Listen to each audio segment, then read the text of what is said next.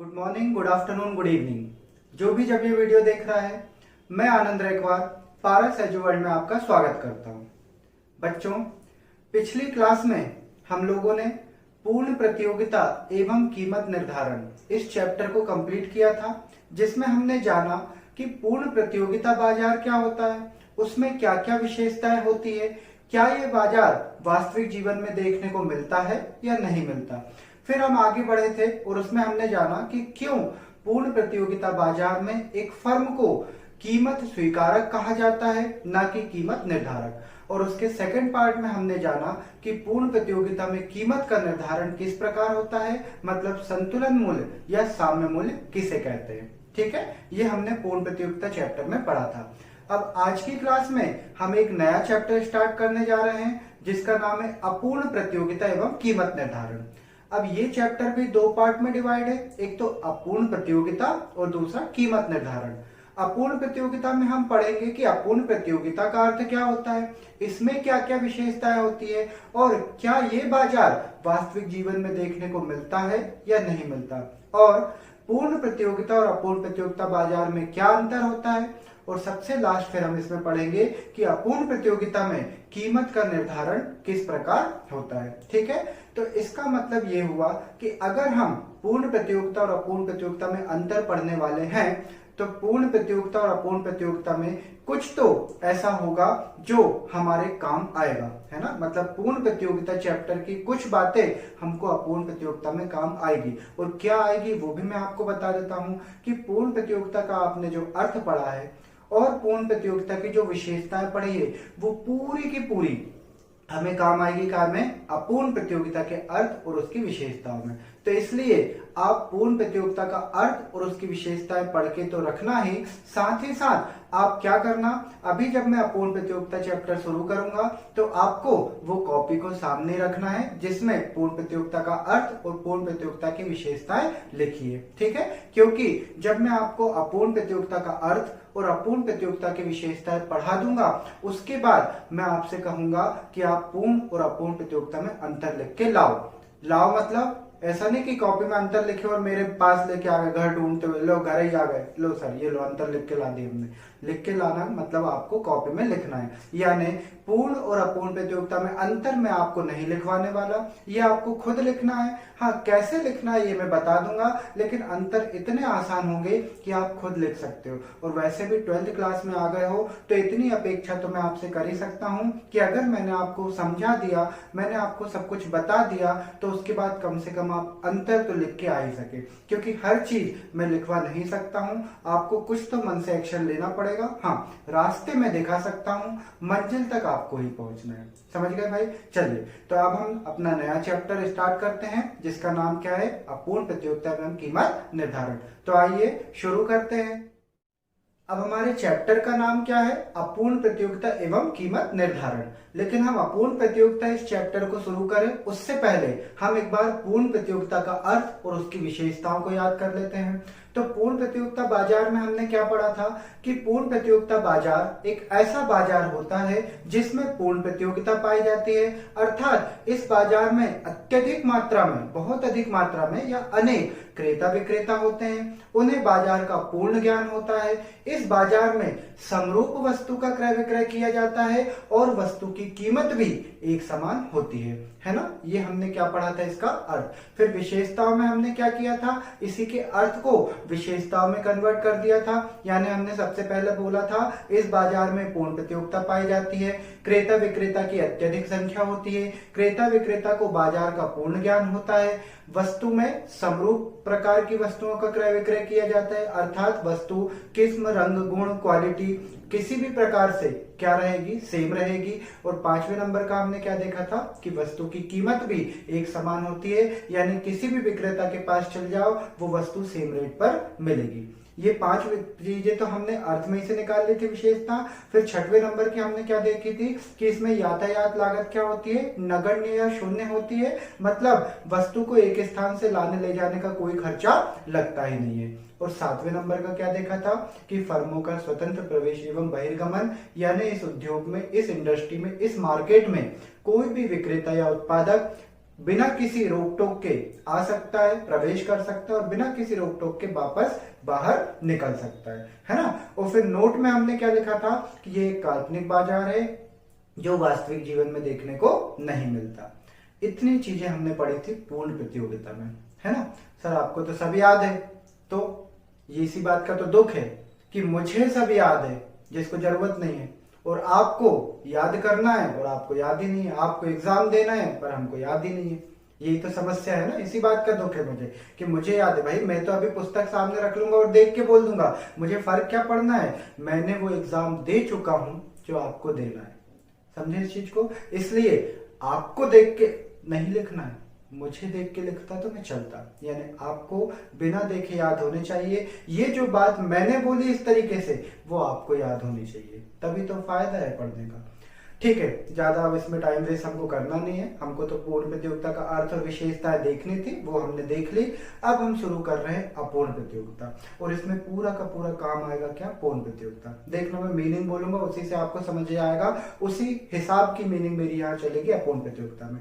तो हम शुरू कर रहे हैं अपूर्ण प्रतियोगिता का अर्थ क्या होता है, सुनो। तो ऐसा बाजार जिसमें अपूर्ण प्रतियोगिता पाई जाती है उसे हम बोल देंगे क्या, अपूर्ण प्रतियोगिता वाला बाजार। अब सवाल यही तो है कि अपूर्ण प्रतियोगिता क्या है। तो अपूर्ण प्रतियोगिता क्या है, तो अपूर्ण प्रतियोगिता मतलब ऐसी प्रतियोगिता जिसमें बहुत कम विक्रेता पाए जाते हों। क्रेता नहीं, क्रेता तो देखो हर बाजार में बहुत होते हैं, हर बाजार में क्रेता बहुत सारे होते हैं। पूरी बात आती है विक्रेता की, यानी ये जो प्रतियोगिता के आधार पे आप बाजार पढ़ रहे हो, पूर्ण प्रतियोगिता, अपूर्ण प्रतियोगिता, एकाधिकार, ये तीन जो प्रकार पढ़ोगे, इन तीनों बाजार में हमेशा क्रेता की संख्या तो अत्यधिक ही होगी, क्रेता तो हर बाजार में ज्यादा होते हैं। इसमें अंतर तो करेंगे विक्रेता, कि विक्रेता बहुत सारे हैं, कम है, ज्यादा है, जो भी कहानी है वो उन्हीं आधारों पर तो क्या होंगे, ये तीन प्रकार बनेंगे। तो हमने क्या देखना है, अपूर्ण प्रतियोगिता में क्या बताया मैंने कि विक्रेताओं की संख्या क्या होती है, कम। हाँ, हम लिख जरूर सकते हैं क्रेता विक्रेता दोनों की संख्याएं कम होती है, ठीक है। चलो, तो अपूर्ण प्रतियोगिता अर्थात क्रेता विक्रेताओं की संख्या कम होती है, उन्हें बाजार का पूर्ण ज्ञान नहीं होता, बाजार में जो वस्तु बिक रही है वो भी वस्तु विभेद पाया जाता है। वस्तु विभेद क्या होता है अभी समझेंगे। और आखिरी वाली बात जो कि ये है कि वस्तु की कीमत भी एक समान नहीं होती। ये किसका अर्थ बताया मैंने, अपूर्ण प्रतियोगिता का। तो यानी अपूर्ण प्रतियोगिता बाजार एक ऐसा बाजार है जिसमें अपूर्ण प्रतियोगिता तो पाई जाती है, अर्थात इसमें क्रेता विक्रेता की संख्या कम होती है, उनको बाजार का पूर्ण ज्ञान भी नहीं होता, बाजार में वस्तु विभेद पाया जाता है और वस्तु की कीमत भी एक समान नहीं होती। इस प्रकार की क्वालिटी लिए जो बाजार होगा उसे हम बोल देंगे अपूर्ण प्रतियोगिता बाजार, है ना। अब ये इन्हीं को हमको एक एक करके समझना है कि इसमें जो बातें आ रही है उनका मतलब क्या है। तो इन्हीं को जैसे पूर्ण प्रतियोगिता में अर्थ की ही हमने विशेषताएं बना दी थी, इसी तरह अपूर्ण प्रतियोगिता में भी अर्थ की ही हम विशेषताएं बना देंगे और इस अर्थ में से ही 5 विशेषताएं निकल के आ जाएगी। कौन कौन सी है देखते हैं। तो हमारी साइड हेडिंग अब डलेगी अपूर्ण प्रतियोगिता बाजार की विशेषताएं, लक्षण या शर्तें। क्या है, सबसे पहला देखो कि अपूर्ण प्रतियोगिता का होना, यानी इस बाजार में क्या पाया जाएगा, अपूर्ण प्रतियोगिता पाई जाएगी। और अपूर्ण प्रतियोगिता का क्या मतलब है वो आने वाले पॉइंट में आ जाएंगे। दूसरा पॉइंट हम क्या लिखेंगे, दूसरा पॉइंट हम लिखेंगे क्रेता विक्रेता की संख्या कम होना। अब कम होना, कैसे कम होना, तो पूर्ण प्रतियोगिता में जितने भी क्रेता विक्रेता थे उनसे संख्याएं कम होना। यानी हम बोल सकते हैं कि अपूर्ण प्रतियोगिता में अपेक्षाकृत पूर्ण प्रतियोगिता की तुलना में, अपेक्षाकृत यानी पूर्ण प्रतियोगिता की अपेक्षाकृत यानी पूर्ण प्रतियोगिता की तुलना में कम क्रेता और विक्रेता होंगे। और ध्यान रहे, अगर क्रेता और विक्रेता की संख्या कम है तो दोनों ही मांग, पूर्ति और कीमत को प्रभावित करने की स्थिति में होते हैं। जैसे कि पूर्ण प्रतियोगिता में हमने देखा था कि क्रेता विक्रेता बहुत अधिक थे, 2-4 क्रेता विक्रेता के आने जाने से बाजार को कोई फर्क नहीं पड़ता। लेकिन अपूर्ण प्रतियोगिता में तो क्रेता विक्रेता की संख्या कम है और कम अगर लोग हैं तो आने जाने से फर्क पड़ेगा। होता है ना भाई, जैसे हमारे परिवार में कम लोग होते हैं हमेशा, कितने एक परिवार में कितने लोग होंगे, 2 4 6 8 10 20, इससे ज्यादा थोड़ी ना होते हैं। और इतने कम लोग होते हैं तभी तो कोई मर जाता है तो हमको दुख होता है, कोई नया पैदा हुआ तो हमें बहुत खुशी होती है। क्यों? क्योंकि कम लोग हैं।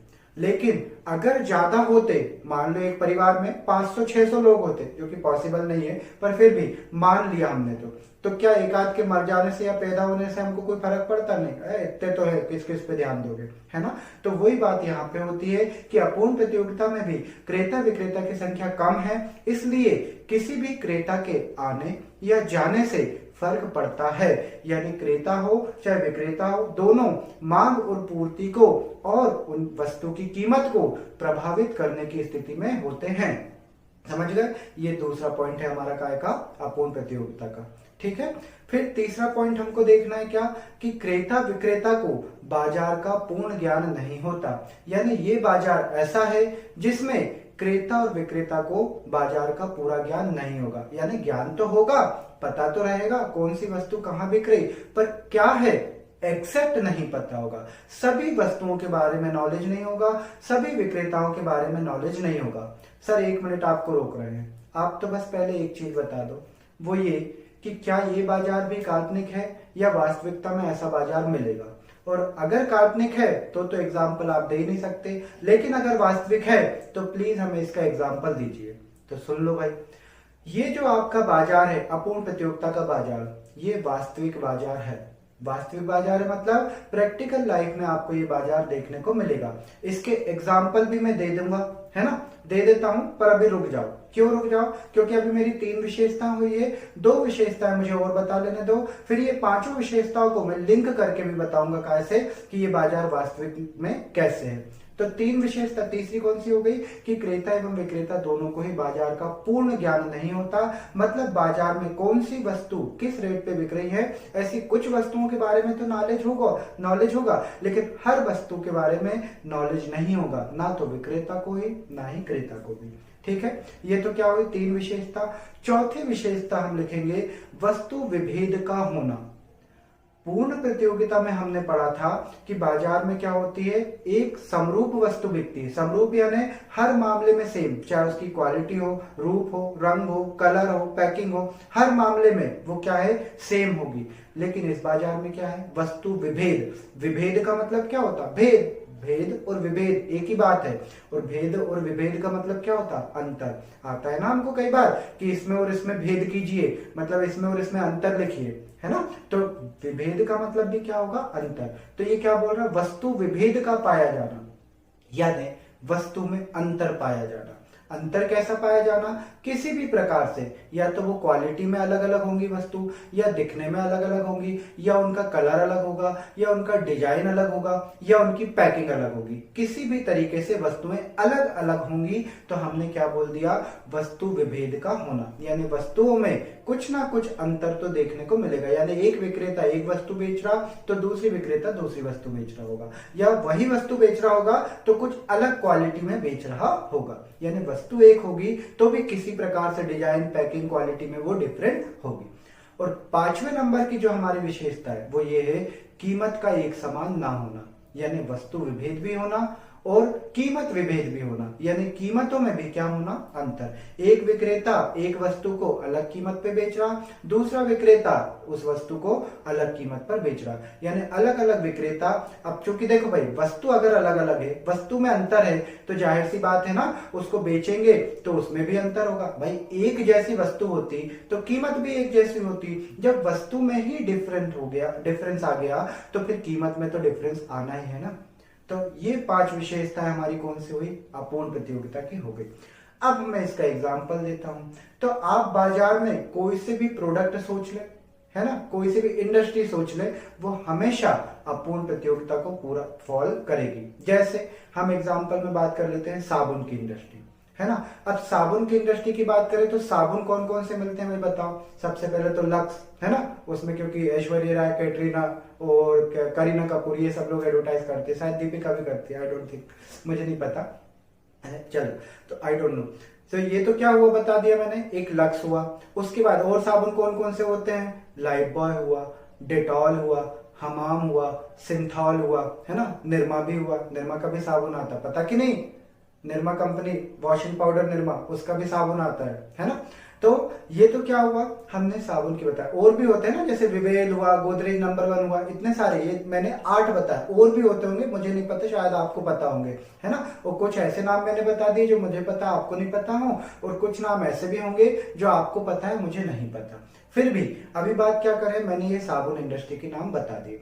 इसी तरह आप चाहे टूथपेस्ट वाली कंपनियों की बात कर लो, तो टूथपेस्ट देखो भाई कौन कौन से बिकते हैं। जैसे टूथपेस्ट में सबसे पहले नाम आएगा कोलगेट का, फिर ले लो क्लोजअप का, फिर ले लो पेप्सोडेंट का, उसके बाद ले लो तो आप सेंसोडाइन, दंत कांति, बबूल, वीको वज्रदंती, और भी आते होंगे, उसमें भी मुझे नहीं पता, है ना। डाबर का भी आता है, डाबर लाल, हाँ ठीक है, हिमालय का भी आता है। तो ऐसे पता नहीं कितने सारे आते होंगे, मुझे भी नहीं पता ये सब। तो ये तो क्या बता दी हमने, ये 2 मैंने आपको बता दी इंडस्ट्री। एक तो साबुन की बात कर लो, या फिर आप टूथपेस्ट की बात कर लो, कोई भी एक बात कर लो, वो सब इसमें कवर होते हैं। अब एग्जांपल के लिए हम टूथपेस्ट इंडस्ट्री को ही ले लेते हैं। अब टूथपेस्ट इंडस्ट्री में, टूथपेस्ट जो उद्योग है उसमें अपूर्ण प्रतियोगिता बाजार की सारी कंडीशन लगा के देखते हैं। अगर वो लग गई तो हम बोल देंगे कि ये क्या है, अपूर्ण प्रतियोगिता बाजार प्रैक्टिकल लाइफ में पाया जाता होगा, है ना। अभी बस ये 5 ही देखना, बाकी की ये जो 2 लिखी है वो अभी हमको नहीं देखना है, क्योंकि अभी इन 5 के आधार पे हमने अर्थ देखा ना, अर्थ में मिला रहे हैं, फिर बाकी की 2 विशेषताएं तो हम देख ही लेंगे। सबसे पहला तो क्या है, अपूर्ण प्रतियोगिता पाया जाना। तो ये तो केवल एक नाम है, अपूर्ण प्रतियोगिता पाया जाना। असल में अपूर्ण प्रतियोगिता की अगर हम बात करें तो अपूर्ण प्रतियोगिता में होता क्या है, अर्थ, वो तो हमारे ये आने वाले 4 पॉइंट बताएंगे, ठीक है। तो पहला तो हुआ अपूर्ण प्रतियोगिता का पाया जाना।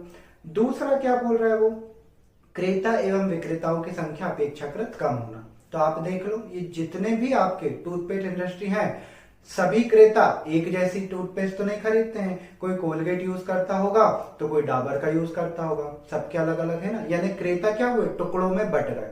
दूसरा विक्रेता भी क्या है, कम है, गिनती के 8-10 तो हैं, ज्यादा से ज्यादा 15 होंगे। बताओ आप, 15 से ज्यादा तो इंडस्ट्री के आप, टूथपेस्ट कंपनियों के आप नाम भी नहीं बता पाओगे, 10 भी नहीं बता पाओगे। मैंने तो फिर भी 7-8 बता दिए, ठीक है। तो ये पहली विशेष जो हमारी विशेषता थी, कौन सी, क्रेता विक्रेता की संख्या कम होना, वो तो लग गई, क्योंकि विक्रेता भी कम है, क्रेता भी कम है।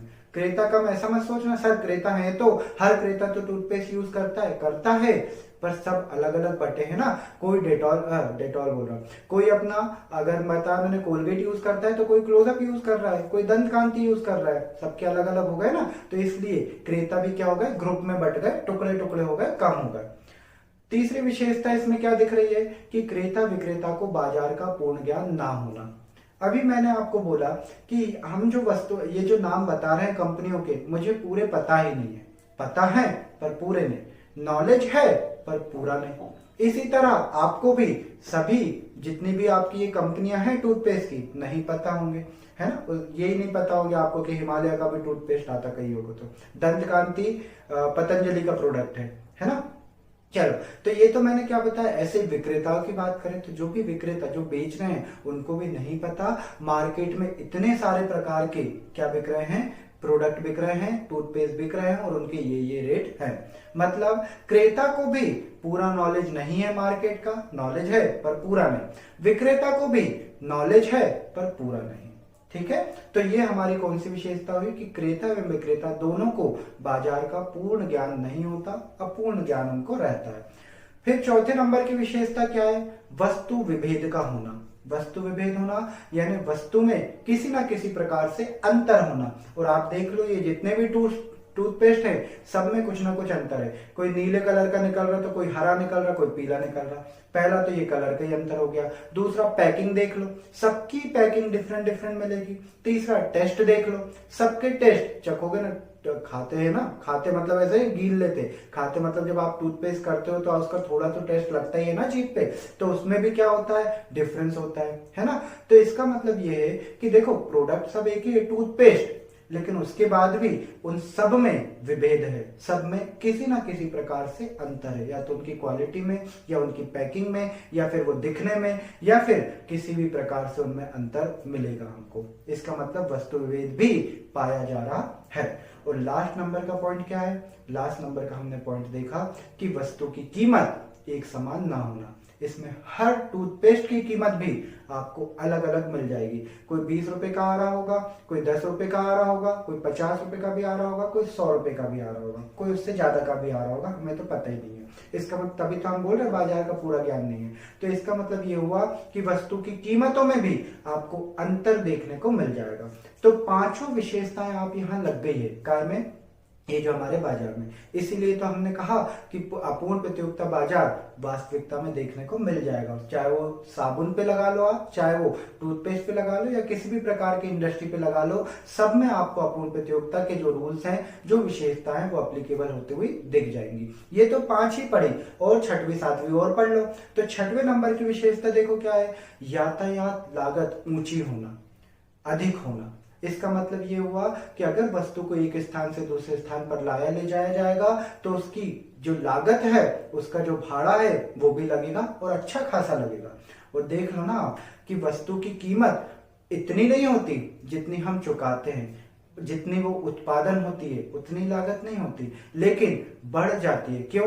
क्योंकि वस्तु इतनी दूर से, पता नहीं प्रोडक्शन कहाँ हो रहा, उसका उत्पादन कहाँ हो रहा, तो हमारे पास आते आते उस पर कुछ भाड़ा लग जाता है, कुछ टैक्स लग जाता है, दुनिया की चीजें लग जाती है, तब हमको वस्तु मिलती है। तो अपने आप उसकी कीमतें क्या होने लगती है, बढ़ने लगती है। और सीधी सी बात है, वस्तु एक स्थान से दूसरे स्थान पे जाएगी तो उसकी कुछ ना कुछ कॉस्ट तो आएगी, कुछ ना कुछ लागत, कुछ ना कुछ भाड़ा किराया तो देना ही पड़ता है। इसलिए बोल रहे हैं यातायात लागत भी क्या होती है और ऊंची भी होती है, ज्यादा भी लगती है। आप देखो ना, माल एक स्थान से दूसरे स्थान पे पहुंचाओ तो कितना सारा भाड़ा लगता है। अरे ठेले वाला एक स्थान से दूसरे स्थान पे पहुंचाने के 50 रुपए ले लेगा, एक ही सिटी में थोड़ी सी दूर पे 50 रुपए 100 रुपए, है ना। तो ये तो ठेले की बात कर रहे हैं हम। तो सोच लो इनका माल तो ट्रक, ट्रेन, प्लेन, इन सब से आता है। सर प्लेन से भी आता है, तो तुमको क्या लग रहा है केवल ट्रक और ट्रेन से ही आता है? नहीं, इनके पर्सनल व्हीकल होते हैं, फिर बस, ट्रेन और कहना चाहिए ट्रक और ये प्लेन, सबसे आता है इनका प्रोडक्ट। ठीक है, चलो। तो ये तो हमने क्या देख ली, यातायात लागत क्या होना, अधिक होना। और सबसे लास्ट नंबर का पॉइंट वो ये कि फर्मों का प्रवेश और बहिर्गमन कठिन। अब प्रवेश और बहिर्गमन का मतलब मैंने आपको बताया था कि मार्केट, इंडस्ट्री या उद्योग में कोई भी फर्म यानी विक्रेता का प्रवेश यानी इंटर होना, आना अंदर, और बहिर्गमन यानी कि उनका बाहर निकल जाना। तो प्रवेश मतलब अपनी दुकान खोलना, और बहिर्गमन यानी अपना बोरिया बिस्तर बांध के चले जाना। ये हमारा 7वां पॉइंट था। तो बात ये आती है कि क्या ये है प्रैक्टिकली पॉसिबल? तो देख लो चेक करके कि अगर मान लो मैं आज चाहूं कि मेरी एक टूथपेस्ट की मैं भी अपनी एक फर्म खोलूं, मैं भी टूथपेस्ट बना के बेचूं, तो क्या इतना आसान है? आप बोलो। सबसे पहले तो लाइसेंस लेना पड़ेगा, मुझे उसके बारे में नॉलेज होना चाहिए, फिर उसके लिए कच्चा माल कहाँ से आएगा वो, और उसके बाद मेरा प्रोडक्ट बिकेगा भी या नहीं, है ना। जैसे मान लो कि मैं अपना कोई प्रोडक्ट लाता हूं, तो वो प्रोडक्ट मान लो लाया भी, जैसे मान लो मेरे टूथपेस्ट का नाम है चमकीला दंत मंजन, ये मैंने मेरे टूथपेस्ट का नाम रख दिया, तो भैया अब इसको लोग यूज भी करेंगे या नहीं? क्योंकि सब लोग तो अपने अपने प्रोडक्ट यूज कर रहे हैं। भाई किसी को, कोई अगर डाबर का यूज करता है तो वो डाबर लाल दंत मंजन ही यूज करेगा, कोई कोलगेट यूज कर रहा है तो वो यूज करेगा, कोई क्लोजअप यूज कर रहा है तो वो यूज कर रहा होगा। तो अगर मैं उससे बोलूंगा भाई क्लोजअप छोड़ दे, वो तो बेकार है, ये मेरा वाला ले चमकीला दंत मंजन, एक दिन में दांत चमक जाएंगे, तो फिर वो भी चमक जाएगा, वो भाग जाएगा वहां से, है ना। तो इसका मतलब ये है कि इतना आसान नहीं है मेरी दुकान खोल लेना किसी भी इंडस्ट्री में, और खोलना तो दूर, बंद करना भी आसान नहीं है। हालांकि बंद करना इतना मुश्किल भी नहीं है, मुश्किल होती है दुकान में प्रवेश कर, उद्योग में प्रवेश करना, यानी दुकान खोलना मुश्किल होता है, बंद करना मुश्किल नहीं होता। लेकिन फिर भी ये क्या बोल रहा है, प्रवेश एवं बहिर्गमन। बहिर्गमन ये क्यों मुश्किल बोल रहा है? क्योंकि अगर मान लो आपने दुकान खोल ली और आपका नाम एक बार जम गया, तो फिर आपका बाहर होना मुश्किल हो जाता है। जैसे आज कोलगेट जो फर्म है, जो विक्रेता है, वो चाहे कि मैं अपना बोरिया बिस्तर बंद करूं, दुकान बंद करके बाहर हो जाऊं, तो उसके लिए इतना आसान नहीं है। क्यों? क्योंकि उसकी गुडविल है, उसकी ख्याति है, उसका पूरे विश्व में नाम फैला हुआ है ना। इंडिया में नहीं है, पूरे विश्व में उसका नाम फैला हुआ है। तो इतनी आसानी से अगर वो इस उद्योग को छोड़ के चली जाए तो उसका नाम क्या होगा, पूरा खत्म हो जाएगा। फिर कल को कोलगेट कंपनी कोई भी प्रोडक्ट लाएगी तो लोग उस पर विश्वास नहीं करेंगे। क्यों? कहेंगे ये तो भगोड़ी कंपनी है, पिछली बार भग गई थी, क्या पता ये प्रोडक्ट कितने साल टिकेगा और पता नहीं ये कब चली जाएगी। तो इसका मतलब ये है कि जो उद्योग एक बार स्थापित हो गए और अच्छे उन्होंने पैर जमा लिए उद्योग में, फर्म अगर स्थापित हो गई और उन्होंने उद्योग में, इंडस्ट्री में अच्छे पैर जमा लिए, तो फिर उनका बाहर निकलना भी इतना आसान नहीं होता, क्योंकि उनका नाम हो चुका होता है उस इंडस्ट्री में। समझे आप? और इसीलिए ये जो कंपनी एक बार खुल जाती है तो आप देखो सालों से चल रही होती है कंपनी, 10-10, 20-20, 50, 100 साल भी हो चुके होते हैं कंपनियों को। समझे? तो ये सारी विशेषताएं आप देखो, चाहे मैंने बताया साबुन इंडस्ट्री, चाहे आप कहना चाहिए अपनी टूथपेस्ट इंडस्ट्री या टेलीकॉम इंडस्ट्री, सीमेंट इंडस्ट्री, है ना, या जो भी अपने कोई भी इंडस्ट्री है, सब पर लगा लो, सब पर ये लागू हो जाते हैं। इसलिए हमने कहा कि जो अपूर्ण प्रतियोगिता बाजार है वो वास्तविक बाजार है, जो कि प्रैक्टिकल लाइफ में आपको देखने को मिल जाएगा। और पूर्ण प्रतियोगिता की विशेषताएं काल्पनिक थी, इसलिए वो बाजार भी काल्पनिक हो गया, इसलिए वो प्रैक्टिकल लाइफ में देखने को नहीं मिलता। समझे? तो ये हमने देखा अपूर्ण प्रतियोगिता का अर्थ और अपूर्ण प्रतियोगिता की विशेषताएं। अब अगर आप ये पॉइंट देखो, अपूर्ण प्रतियोगिता की विशेषताओं के 5 और ये 2, 7 पॉइंट अगर आप देखो, तो ठीक ऐसे ही 7 पॉइंट इसी तरीके से मैंने पूर्ण प्रतियोगिता में भी लिखवाए थे और क्रम भी यही लिखवाया। अगर आप क्रम भी देखो तो क्रम भी सेम ही है ना। तो इसलिए अब आपको क्या करना है, आपको अपनी कॉपी में अगली हेडिंग डालना है, अपूर्ण प्रतियोगिता एवं अपूर्ण प्रतियोगिता में अंतर। क्या? पूर्ण प्रतियोगिता एवं अपूर्ण प्रतियोगिता में अंतर, ये आपको हेडिंग डालनी है। उसके बाद आपको 3 कॉलम बनाने हैं। कौन कौन से? एक अंतर का आधार, एक पूर्ण प्रतियोगिता और एक अपूर्ण प्रतियोगिता। और उसमें आपको इन्हीं को लिखना है, यानी मैं आपको बता दे रहा हूं वैसा वैसा आपको लिखना है ना। तो मैं बोल रहा हूं तो लिखते मत चलना, आपको कॉपी में लिखना है। मैं तो बस आपको तरीका बता रहा हूं कैसा लिखना। जैसे पहला अंतर आप क्या लिखोगे? पूर्ण प्रतियोगिता का होना। तो अंतर का आधार क्या हो गया? प्रतियोगिता या पूर्ण प्रतियोगिता का होना। और उसमें आप लिखोगे, पूर्ण प्रतियोगिता में लिखोगे कि इस बाजार में पूर्ण प्रतियोगिता पाई जाती है ना। और अपूर्ण प्रतियोगिता बाजार में क्या लिखोगे? कि अपूर्ण प्रतियोगिता बाजार में अपूर्ण प्रतियोगिता पाई जाती है। दूसरा क्या लिखोगे? क्रेता विक्रेता की संख्या। अंतर के आधार में दूसरा आधार क्या बनेगा? क्रेता विक्रेता की संख्या। और पूर्ण प्रतियोगिता में आप क्या लिखोगे? पूर्ण प्रतियोगिता में लिखोगे इसमें अत्यधिक मात्रा में क्रेता और विक्रेता होते हैं। अपूर्ण प्रतियोगिता में लिखोगे इसमें पूर्ण प्रतियोगिता की अपेक्षा कम क्रेता और विक्रेता होते हैं। तीसरा पॉइंट था हमारा क्या? बाजार का ज्ञान। तो पूर्ण प्रतियोगिता में आप लिखोगे कि इस बाजार में क्रेता एवं विक्रेता को बाजार का पूर्ण ज्ञान होता है।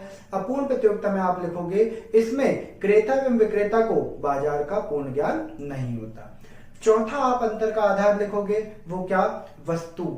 और फिर पूर्ण प्रतियोगिता में लिखोगे इसमें समरूप वस्तु होती है, मतलब वस्तु हर प्रकार से एक समान होती है। और अपूर्ण प्रतियोगिता में आप लिखोगे इसमें वस्तु विभेद पाया जाता है, अर्थात वस्तु किसी न किसी प्रकार से अंतर लिए हुए होती है, मतलब उसमें अंतर होता है।